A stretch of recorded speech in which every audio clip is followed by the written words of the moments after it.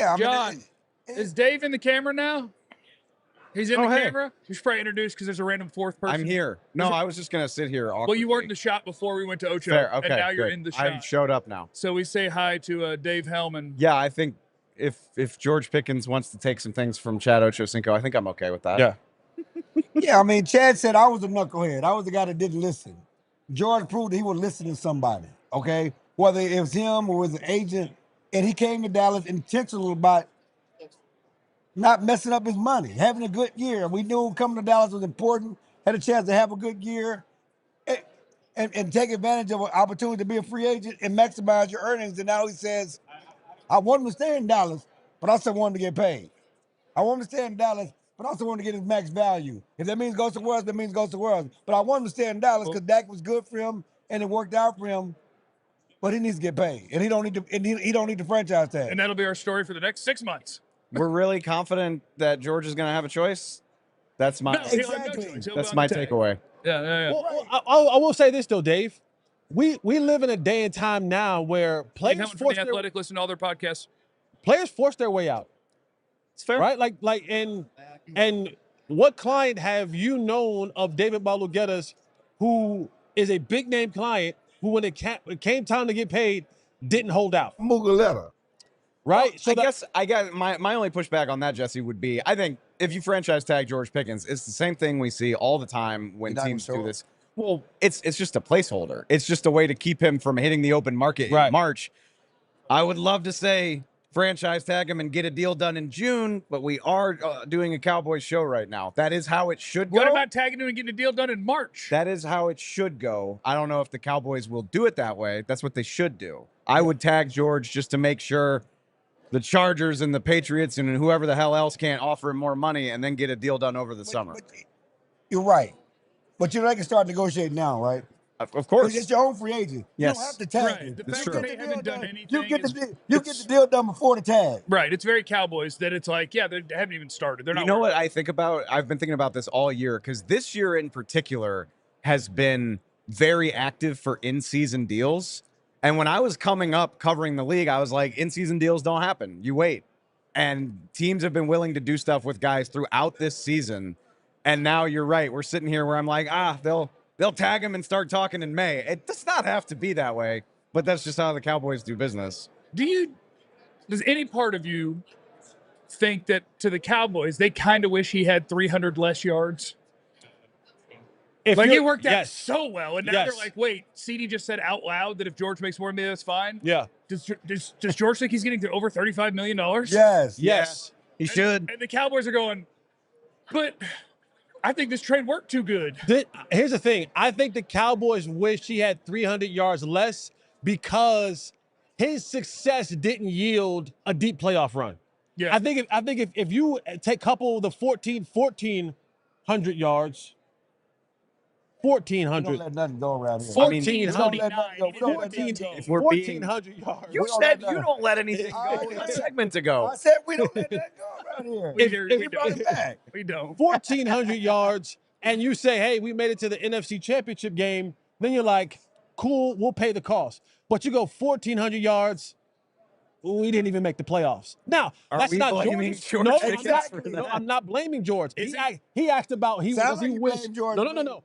Jeff asked, you can't get paid because we made the playoffs. I didn't say that. Jeff asked, does the Cowboys wish he had 300 yards less?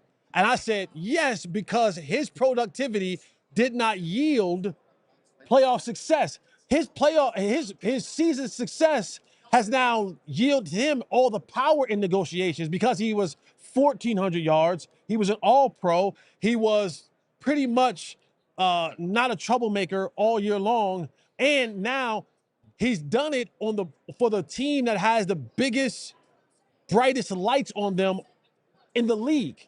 So he has doubled his value, tripled his value, and the Cowboys technically got nothing in return for it because they didn't even make the playoffs. I bet the Cowboys wish they'd traded Micah in April and been able to build a better defense with that offense. That's what I would think. But that's my whole thing is when you say, like, it's not like they're going to blame George Pickens. I'm like, when they traded Micah, do we remember what they said? They blamed Micah Oh, yeah. Right. They blamed their best player. We got to get better against the run. We're going to We're shoring this thing up against the run. Kenny Clark's here to save the day. So I don't know how you would spin if you like traded Pickens and they were like, well, We you know, made we the didn't playoffs reach with our him. ultimate goal with him. And I'm like, I don't know how can't you imagine, though? Can't you say, like, well, and I'm not saying this is good or smart, but can't you just imagine them in March or April being like, do you really want to pass that much? Like, Yes, do you I can want see it. two 1,200-yard receivers, or do you want to run the ball? And we used to say, if I go 8-8 with you, I go 8-8 without you. It's not 8-8 anymore. You have to realize the 17th game. It's 8-8-1. That's what we're shooting for. All right, coming up next on the DLLS Cowboys podcast, we're just going to continue on with our buddy Dave Helman from the Athletic Football Show. Although it's the Athletic Football Show, but then also other football shows. It's Dave, and it's us, and it's Cowboys, and it's next. Let's talk about our friends at Prize Picks. Shall we download the Prize Picks app? You like sports? I like sports. Get on that Prize Picks app and have fun with sports. All you got to do is make some picks. You think that somebody's going to have more or less than whatever their projected stat is in a given game. Nice thing to mess around with during the big game. I bet that's what I have to say.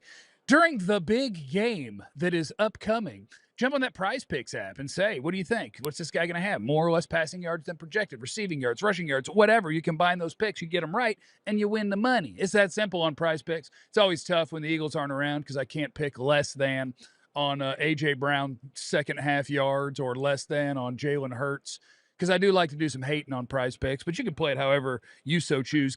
Download the app today. Use the code DLLS. Get $50 in lineups after you play your first $5 lineup. The code is DLLS, and that gets you $50 in lineups after you play your first $5 lineup. Prize Picks, it's good to be right. Also, want to tell you about our friends at Factor Meal Kits. We get into a new year. It's still early in the year. You can still make some big changes this year.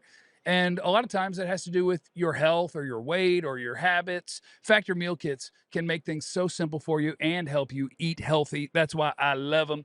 Quality functional ingredients, including lean proteins, colorful veggies, whole food ingredients, healthy fats, no refined sugars, no artificial sweeteners, and they have a great variety. 100 rotating weekly meals, whatever it is you're looking for. You want high protein, you want calorie smart, etc. They got you covered. Always fresh and never frozen, ready in about 2 minutes. It's our friends at factormeals.com/DLLS50 off. Use that code DLLS50 off. You'll get 50% off your first Factor box. Plus, you'll get free breakfast for a year. That offer is only valid for new Factor customers with a code and qualifying auto-renewing subscription purchase. But go ahead, make healthier eating easy with Factor. I cover the Cowboys, of course. They got George and CD. Just talk about being on a team with two number one receivers and being able to share the ball. How's that? I think the first step to that is not being ball hungry. Okay. Second step is knowing your receiver, knowing your friend, and then the third one is just being a playmaker, man. Being a consistent playmaker. That's how you make that happen. Can you and also having a quarterback that's gonna give you the ball, right? Yeah. You know, it's like it's easy to not be ball hungry, or you know, when you got an offense that shares the ball, that throws the ball, that makes everybody happy. Yeah. I mean, as long as the quarterback dishing around to everybody and he's facilitating everybody, getting everybody the ball, that's the biggest thing. Welcome back, friends, to the DLLS Cowboys podcast on Radio Row in San Francisco. And as you can see, Clarence Hill is always working, always moving, and sometimes chasing people out of doors. And then he has to check back into the media center, and he has to go back through security because he literally chased Jamar Chase out the door. And I just want to say, Clarence Hill, you're a monster. In a good way, a good monster. Hey, shout out to Fabletics, you know what I'm saying? This is actually the Jamar Chase Fabletics line. Yeah, I need to figure out where he got that T-shirt The from. Jamar. The Jamar Chase Fabletics line. Jamar is working with Fabletics? Yeah. That's sick. Yeah. That's sad or sick? Sick. Oh, Oh, that's yeah. awesome. You see Yeah. what I'm rocking, Dave? Is that a Lord of the Rings Christmas party? It's a Lord of the T-shirt. Rings Christmas party. Christmas T-shirt on in February.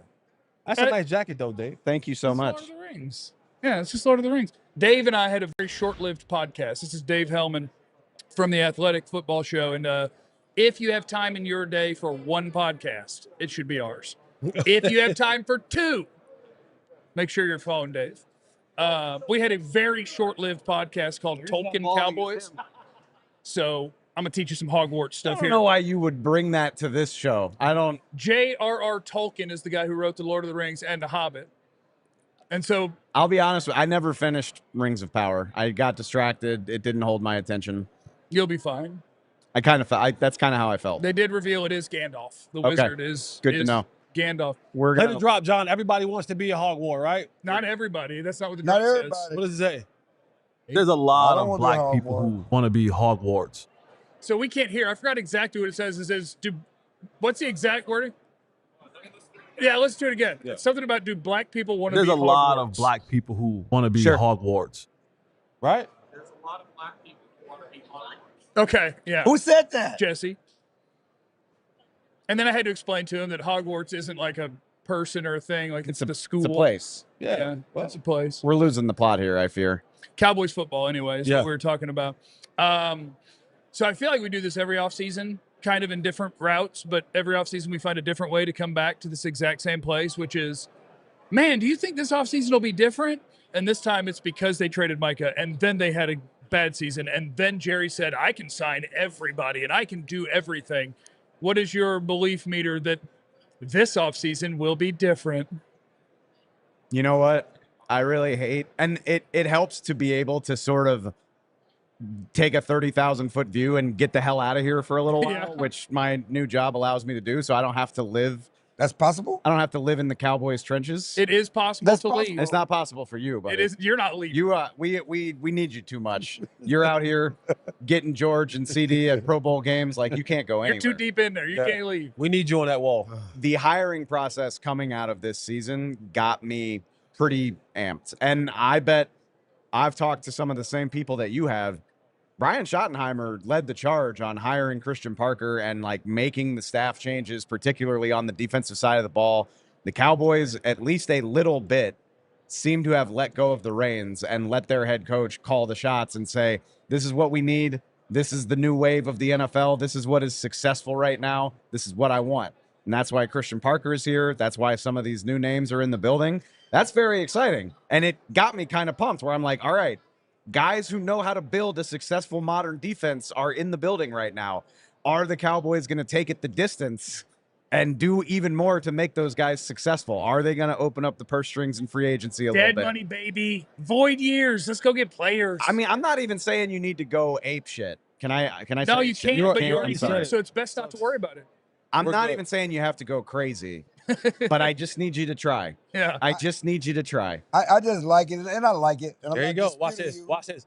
Here Oh, come. you did the hand? Go ahead. You This put is your hand yes. on the table like this when you're saying know, you agree you with know he's someone, about but to you're about poo-poo to this. fight I'm not Just get poo-pooing ready. anything. He's gonna- Dave, It's gonna put your be. It's part of the Put your conversation. hood Okay. on. Open your poo-poo umbrella because he's getting ready. He's gonna rain on my It's a parade. matter-of-fact statement. We got guys who know how to build a successful modern defense. Even though But- they've never done it before. See, there They it know what goes. it looks like. There it goes. But they've never done it. There you go. But listen, Buddy, but that's the optimism. I'll take my chances with Vic Fangio's right-hand man. But I'll that's take my optimism. chances. But that's optimism. But we already assumed that he knows what he's doing. He knows how to build. He's never done it by himself. But that's the optimism we have for CP. That's the optimism we have for the process and how they went through it. And we are automatically, we got a guy in the building that knows how to build a successful modern defense. Based on what? You have to be really careful with your word choices because he will just totally disagree If on I'm not you- disagreeing. if you No, work I'm just with having a Vic- conversation. If you work with Vic Fangio in one place and then you go your separate ways and Vic goes to Miami and you're not together and then Vic lands in Philly and says, I want that guy Yeah. to come be my passing game coordinator, and then you build a Super Bowl defense, you're right. Nothing in this life is guaranteed. Nothing in this league is guaranteed either. I have a high degree of trust that Christian Parker knows what he's doing. No, great. And somebody pointed out, how many other Fangio disciples have been successful? I don't know. I'd have to go look. I to be know, honest because with we don't know, because it's like, hey, he worked under Fangio, and look what he built. We don't. It's just I like mean- it don't come off the top of our head. Brandon Staley is the Fangio disciple, and he was not a good head coach, but he has had some really nice defenses over his time. So you do know somebody. Yeah. Okay, I'm just saying. We're How going can off we the do it? dome, baby. I got to think about Yeah, it if for you- a second. I'm just saying it's not just like it's just so many off the dome. That's all I'm saying. And Fangio's been in the league a long time. Yeah. Yeah, if you want somebody to know the coaching tree of a defensive coordinator I in the think league and Jesse what's Mitchell's happened to him one off the too. top of their head, you got the wrong guy with me. There's some shared I DNA think there Jesse for Mitchell's sure. one of them too. Okay, I believe you. You know, but I'm just saying, though, it's not like it's a long list of Fangio disciples out there who duplicated his success. Does the Pickens stuff in some ways undo when you're trying to do? Because I agree with you. Like, even if you're just saying all I can grade is the process. The process to get to Eberflus was butt. The process to get to Shoddy was butt. The process of hiring the defensive staff has been really good. Ironically, Shoddy's processes have been good. Clayton Adams was also a really great hire. Yeah, that's a great hire. And like all of that builds me a little bit of momentum where I'm like, I believe in what they're doing there. I don't know if the players will be good enough to have a good defense. I believe in what they've done to build their defensive coaching staff. But then in the back of my head, it's like, then you go, hey, they haven't said a word to George Pickens. And I'm like, but that part of your process, congrats. You got one of them right. It sucks. Yeah, it's what not good. What about the one of making sure you have your best players and they're not counting $30 million this year so that you can do the free agency, that you can do the things that you're saying? So like they've done one part of it, but then that part sits in the back of my brain like, yeah, but they're still them. That's the right way to look at it, unfortunately, until proven otherwise. But maybe this is a mistake on my part. And again, I benefit from the fact that I can just parachute out of here and not pay attention. Eventually, George Pickens is going to be on a deal that allows him to play for the Cowboys. I do believe that.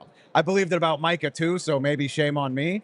But 95% of the time, the Cowboys get this stuff done with their star players. Yeah. And when you saw the firepower that this team had and the fact that George Pickens is like 25 years old, I just don't believe they're going to let this fall apart. And if they do, shame on them. Can I? Oh, you going to be messy? Can I be a little messy? Of course. Can I be a little messy? We should be. We should not give these guys the benefit of the doubt. Well, There's no we tend reason to drive the messy mobile a lot around here lately. That's fair.